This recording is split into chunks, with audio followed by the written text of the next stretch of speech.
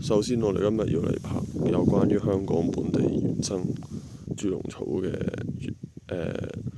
生長環境嘅。咁香港本地係淨係得一隻原生種嘅豬籠草，就係奇異豬籠草。咁而佢大部分呢，亦都係生長喺東南亞地區裏面嘅。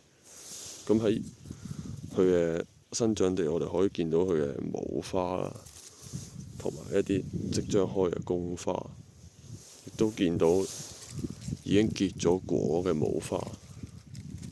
呢度裏面就係佢嘅種子啦。咁然之後呢，我哋亦都可以見到喺佢附近有好多蕨類係同佢一齊生長嘅。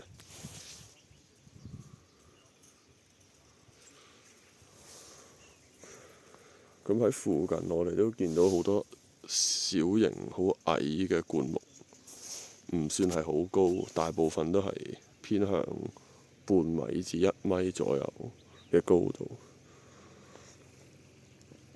咁而我哋喺附近亦都可以見到啦，大部分香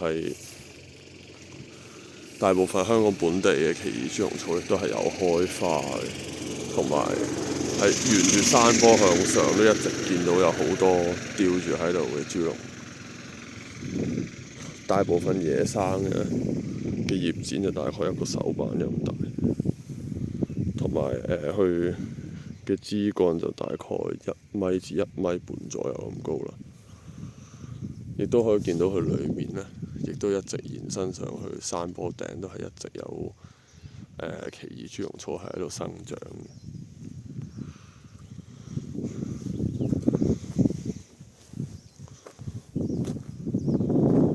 咁我哋亦都可以喺度見到一啲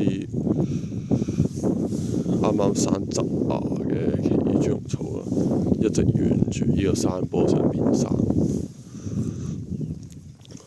佢嘅上位坪就大概係咁樣。咁呢度就係一啲未熟嘅種子。